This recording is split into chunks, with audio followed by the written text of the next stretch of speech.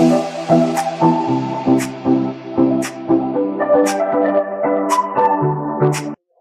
again, I'd like to welcome you all to our trafficking training for law enforcement officers, prosecutors, and judges. My name again is Evon Idahosa. I'm the founder and executive director of Pathfinders Justice Initiative. We're an NGO based here in Edo State, but we also have offices in New York and the satellite office in Abuja. Our focus is on bringing an end to human trafficking, specifically sex trafficking of women and girls from Nigeria.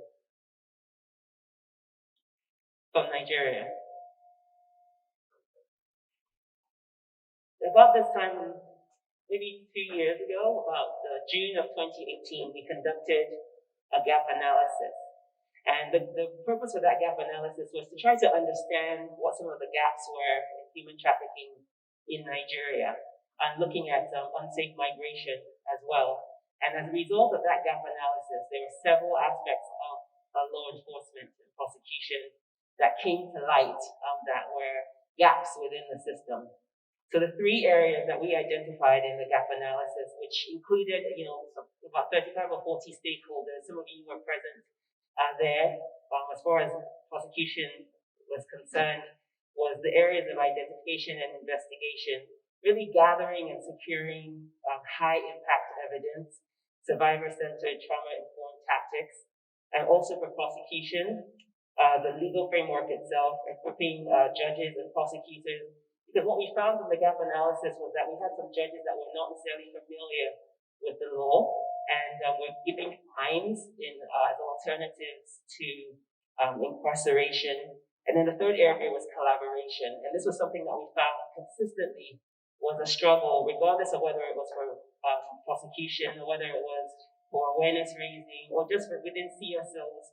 The fact that the information at the top, at the government, was not necessarily trickling down to the CSOs at the bottom. And so we wanted to highlight these three areas in our training over the next couple of days.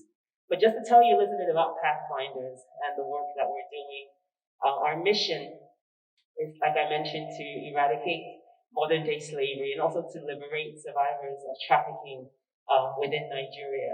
So we currently work in Nigeria, and we have partners in 10 other countries, mainly in Europe. And so in addition to providing excellent survivor care for the survivors, we have a shelter that's based here in Benin. And we also are able to provide support for young women who have not yet been trafficked, but are considering volunteering to be trafficked in an effort to help them, provide them with alternatives. And so that is our Pathway to Freedom program. We also have an arm of our work that is called the Truth Tellers, which is the arm that really focuses on raising awareness. So getting the community to see trafficking as a crime, not just against an individual, but against the community itself. And so as a result of that, we pull together stakeholders within the community and create collectively with them our interventions for raising awareness within the community. The third arm of the work that we do is the Justice Initiative, which is the arm that has actually put this program together. And so we refer to that arm as influencing the influencers.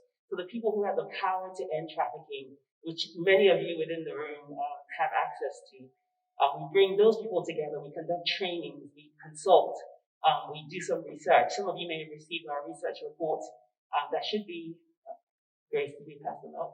We have our research reports that we just conducted last year that focus on recruiters of sex trafficking from Oriedo local government area. There was so much information within the report that I think you'll find very helpful.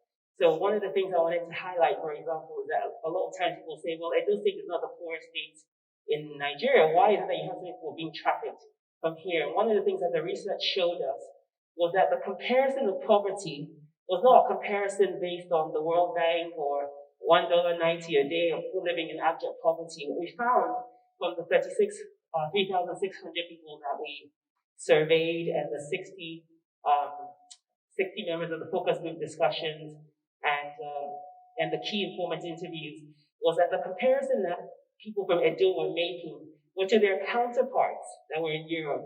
So to blessing that was just here last week and is now living in Europe.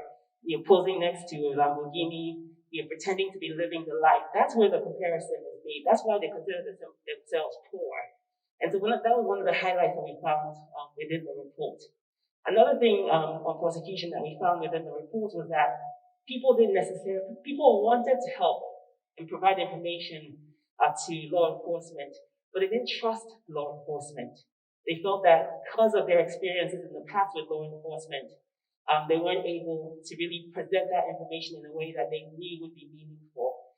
And so on the heels of both the gap analysis and that research report, we formulated this program. So I want to welcome all of you very warmly. Thank you once again for honoring our invitation to join us today.